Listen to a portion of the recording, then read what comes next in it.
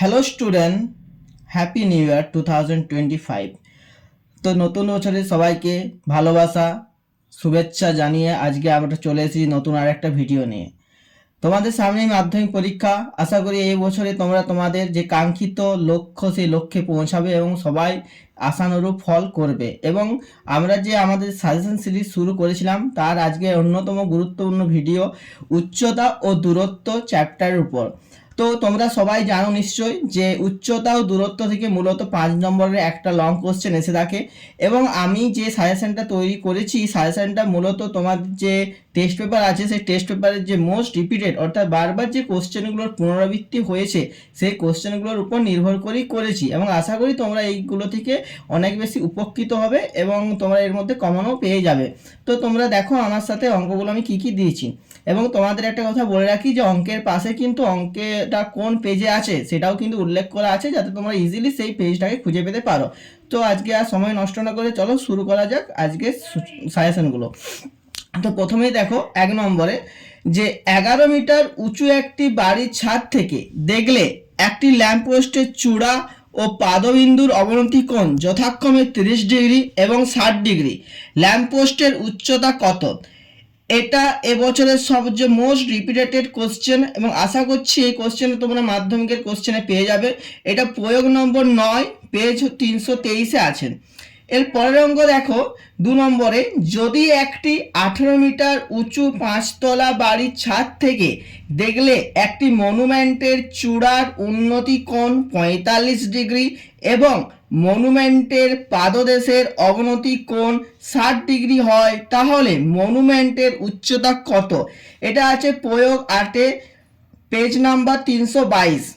পরেরটা হচ্ছে 3 নম্বরে দেখো, সূর্যের উন্নতি কোণ 45 ডিগ্রি হলে কোনো সমতলে অবস্থিত একটি স্তম্ভের ছায়ার দৈর্ঘ্য হয় যা উন্নতি কোণ 30 ডিগ্রি হলে ছায়ার দৈর্ঘ্য তার থেকে 60 মিটার বেশি হয়।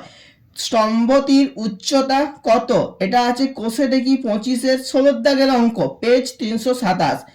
4 নম্বরের অঙ্কটা দেখো, একটি 5তলা বাড়ির ছাদের কোনো বিন্দু থেকে দেখলে মনুমেন্টের চূড়ার উন্নতি কোণ ও গোড়ার অবনতি কোণ 60 ডিগ্রি ও 30 ডিগ্রি।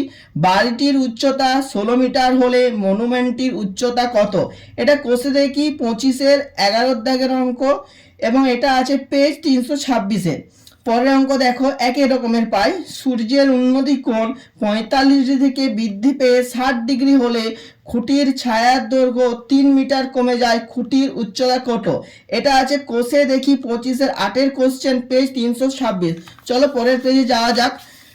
6 নম্বরের কোশ্চেনটা দেখো, যে দুটি স্তম্ভের উচ্চতা যথাক্রমে 180 মিটার ও 60 মিটার।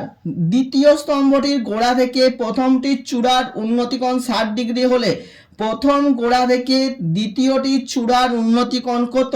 এটা কোষে দেখি 25-এর 15 দাগের কোশ্চেন, পেজ 327। 7-এর দাগের যে কোশ্চেন, একটি 150 মিটার চওড়া রাস্তার দুপাশে ঠিক বিপরীতে দুটি সমান উচ্চতার স্তম্ভ আছে।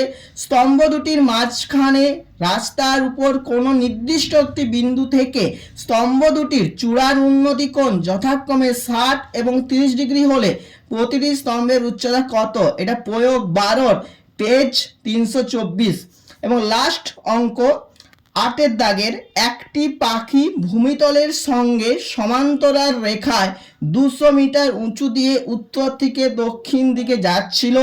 মাঠের মাঝখানে দাঁড়িয়ে সুশোভন প্রথমে পাখিটিকে উত্তর দিকে 30 ডিগ্রি কোণে দেখতে পেল এবং 3 মিনিট পরে আবার দক্ষিণ দিকে 45 ডিগ্রি কোণে দেখতে পেল। পাখিটির গতিবেগ ঘন্টায় কত কিমি ছিল? প্রয়োগ 13, পেজ 325-এ রয়েছে। তো আজকে সাজেশনগুলো ছিল এগুলোই এবং আশা করি তোমরা এইগুলো থেকে অনেক বেশি উপকৃত পাবে এবং তোমরা এগুলোই ফলো করো। আশা করি তোমরা অনেক উপকৃত হবে। তোমার যদি ভিডিওটি ভালো লেগে থাকে তো আমাদেরকে অবশ্যই একটা লাইক এবং কমেন্টে জানিয়ে দিও।